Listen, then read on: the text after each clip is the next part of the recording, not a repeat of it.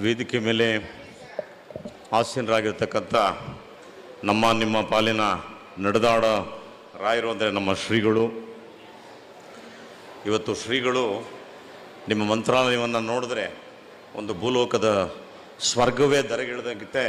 ಪಾಪ ಅವರ ಒಂದು ಅದ್ಭುತ ಒಂದು ಕಾರ್ಯ ಮತ್ತು ಜನಸ್ತೋಮ ಅದನ್ನೆಲ್ಲ ನೋಡಿದಾಗ ನಾವು ಅದೇ ಮಾತಾಡ್ತಾ ಇದ್ವಿ. ನಾವು ರಿಷಬ್ ಶೆಟ್ಟಿಗಳು ಯಾವುದೇ ಒಂದು ಕಾರ್ಯ ಆಗಬೇಕು ಅಂದರೆ ಹಿಂದೆ ಪ್ರಿಸ್ಕ್ರಿಪ್ಟೆಡ್ ಆಗಿರುತ್ತೆ, ಹಿಂದಿನ ಜನ್ಮದಲ್ಲಿ ಬರವಣಿಗೆ ಆಗಿಬಿಟ್ಟಿರುತ್ತೆ.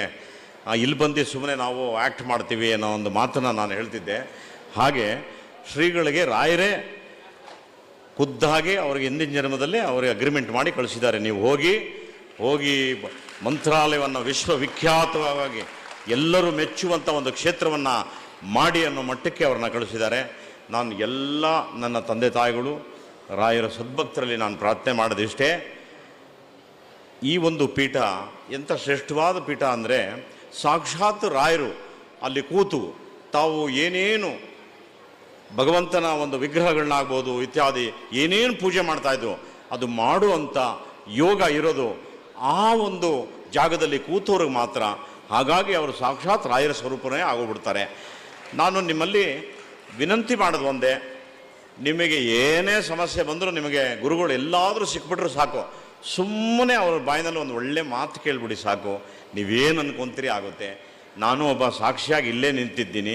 ಅವರು ಯಾವಾಗ ನನಗೆ ಅರಸಿ ಏನೇನು ಹೇಳಿದಾರೋ, ಯಾರೋ ಬರ್ತಾರೆ ಒಂದು ಮೆಟ್ಲಿಟ್ಟು ಒಂದು ಸರಿ ಹತ್ತಪ್ಪ ಮೇಲೆ ಅಂತಾರೆ, ನಾನು ಯಾರೋ ಹಿಂಗೆ ಇಟ್ಬಿಟ್ಟು ಹತ್ತಿಸ್ಬಿಟ್ರಲ್ಲ ಮೇಲೆ ಅಂತ ನೋಡ್ತೀನಿ. ಆಮೇಲೆ ನೆನಪು ಮಾಡಿಕೊಂಡ್ರೆ ಗುರುಗಳ ಆಶೀರ್ವಾದ ಇದೆಲ್ಲ. ಹಾಗಾಗಿ ಈ ಜಗತ್ತಲ್ಲಿ ಕಲಿಯುಗದಲ್ಲಿ ಕಲ್ಪತರು ಕಾಮಧೇನು ಅಂತ ಏನಾದ್ರು ಇದ್ದರೆ ಅದು ರಾಯರು, ರಾಯರ ಪೀಠ, ರಾಯರ ಸರಿಸಮಾನವಾಗಿ ನಿಮ್ಮ ಮುಂದೆ ಕೂತಿರೋಂಥ ಗುರುಗಳು. ಇವತ್ತು ನಮ್ಮ ರಿಷಬ್ ಶೆಟ್ಟಿ ಅವರು ಬಂದಿದ್ದಾರೆ. ಅವ್ರ ಬಗ್ಗೆ ನನಗೆ ಎಷ್ಟು ದೊಡ್ಡ ಅಗಾಧವಾದ ಒಂದು ಆನಂದ ಇದೆ ಅಂದರೆ, ನಮ್ಮ ಒಂದು ಕನ್ನಡದ ಒಂದು ಹೆಸರನ್ನು ಇಡೀ ವಿಶ್ವಕ್ಕೆ ತಲುಪಿಸಿದಂಥ ಅದ್ಭುತ ನಟ ಆತ.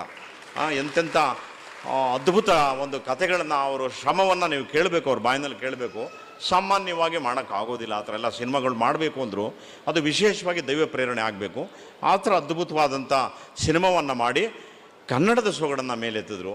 ಈಗ ಅದಕ್ಕಿನ್ನ ದೊಡ್ಡದು ನನಗೆ ತುಂಬ ದೊಡ್ಡ ಖುಷಿಯಾಗಿದ್ದು, ನಾವು ಆಡು ಭಾಷೆಯಲ್ಲಿ ಕೇಳ್ತೀವಿ, ಹಿಂದೆ ಬರುವ ನಮ್ಮ ರಾಯರ ನೆರಳಿನಂತೆ ಹನುಮ ಅಂಥ ಹನುಮನ ಚಿತ್ರವನ್ನು ಇವತ್ತು ಕೈಗೆತ್ಕೊಂಡಿದ್ದಾರೆ. ಅದು ಅವ್ರ ಬಾಯಿನಲ್ಲಿ ಕೇಳಿದಾಗ ನನಗೆ ಇನ್ನೂ ಭಾಳ ದೊಡ್ಡ ರೋಮಾಂಚನ ಆಯಿತು.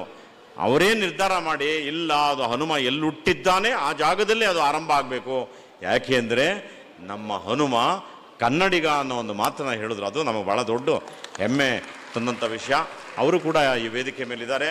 ಹೆಚ್ಚಿಗೆ ನಾವು ಸಮಯ ತಗೋಬಾರ್ದು. ಈಗ ನಮ್ಮ ಸ್ನೇಹಿತರು ರಾಯರ ದರ್ಶನ ಅಂತ ಹೇಳಿ ಒಂದು ಭಾಳ ಅದ್ಭುತವಾದಂಥ ಒಂದು ಆಲ್ಬಮ್ ಒಂದು ತಯಾರು ಮಾಡಿದ್ದಾರೆ, ಮಾಡ್ತಾ ಇದ್ದಾರೆ. ಅನೇಕ ಮಹನೀಯರು ಅದರಲ್ಲಿ ರಾಯರ ಭಕ್ತರೆಲ್ಲ ಒಟ್ಟಿಗೆ ಸೇರಿ ಆ ಕಾರ್ಯಕ್ರಮನ ಯಶಸ್ವಿ ಮಾಡಿಕೊಡ್ತಾರೆ. ಇರಲಿ ನಿನ್ಗೈತೆ ಪೂಜೆ. ಸೊ ಹೀಗಾಗಿ ನಿಮ್ಮಲ್ಲಿ ನಾನು ಮಾತಾಡೋ ಅಷ್ಟು ದೊಡ್ಡವನಲ್ಲ, ಆದರೆ ಗುರುಗಳು ಆದೇಶ ಮಾಡಿಬಿಟ್ರು ಮಾತಾಡಿ ಇರಬೇಕು ನೀವು ಅಂತ. ನಾನು ತಪ್ಪಿಸ್ಕೊಂಡು ಒಳಗಡೆ ಹೋಗ್ಬಿಟ್ಟಿದ್ದೆ. ಇಲ್ಲ ನೀವು ಬಂದು ಮಾತಾಡಬೇಕು ಅಂತ.